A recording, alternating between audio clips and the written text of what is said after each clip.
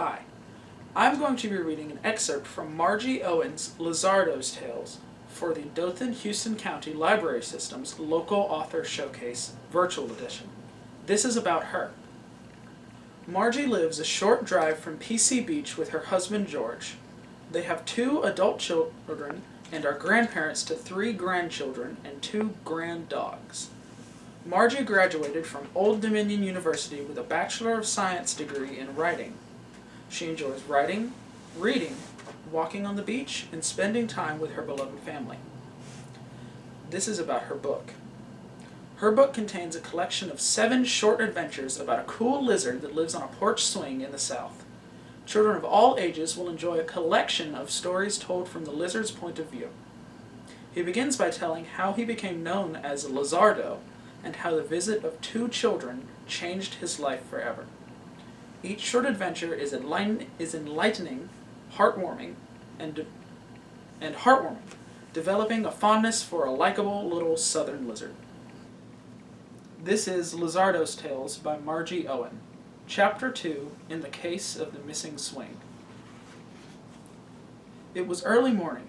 I awoke famished, usually slow to leave my cozy swing on the front porch. This day, I hurriedly departed to find breakfast. Hunting for food proved to be a little more challenging this morning, forcing me to venture further away from my comfort zone. After what seemed like an eternity, I dragged my full stomach onto the porch, looking to crawl under the swing cushion for a long siesta. Spanish for nap. What? My swing is missing. It's gone. My swing is missing. Where could a swing go? Hold on, lizard. Think this through, I reasoned. My legs, refusing to listen to reason, went weak. My heart pounded fast. Hesitantly, I forced my wobbly legs to crawl up the column, down the railing, and leapt onto the chain that once supported my swing.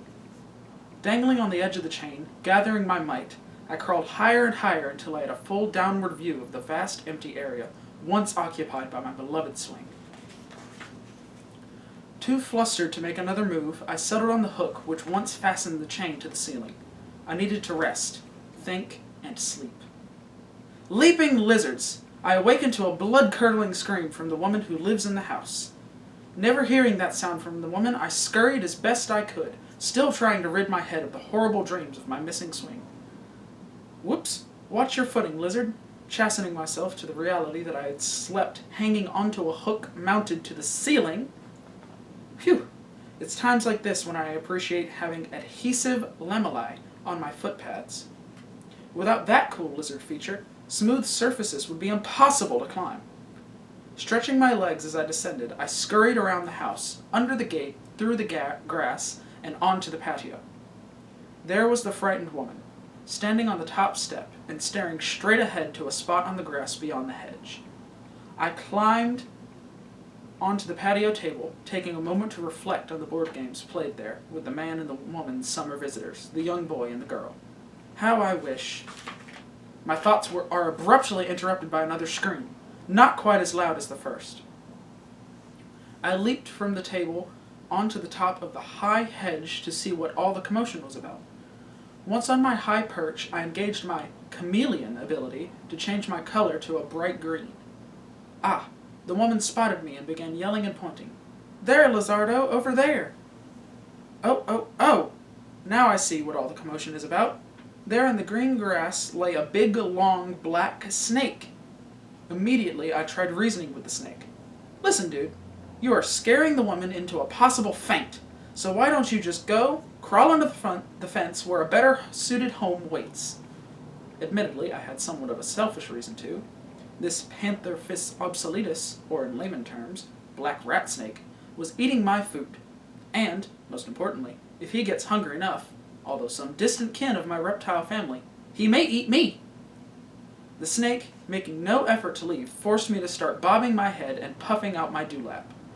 Get on with your long self. Go on, rat snake. Get out of here. Wow, bling, bang, crash! What's happening? I turned to see the woman throwing her garden tools at the wrought iron patio table to scare away the intruder. Well, the snake started moving fast for a black snake. Finally, we scared him away, He took my advice and crawled to safety, slithering under the fence. Good riddance. Adios. Spanish for goodbye. Trust me, he is much more afraid of the woman than she should be of him.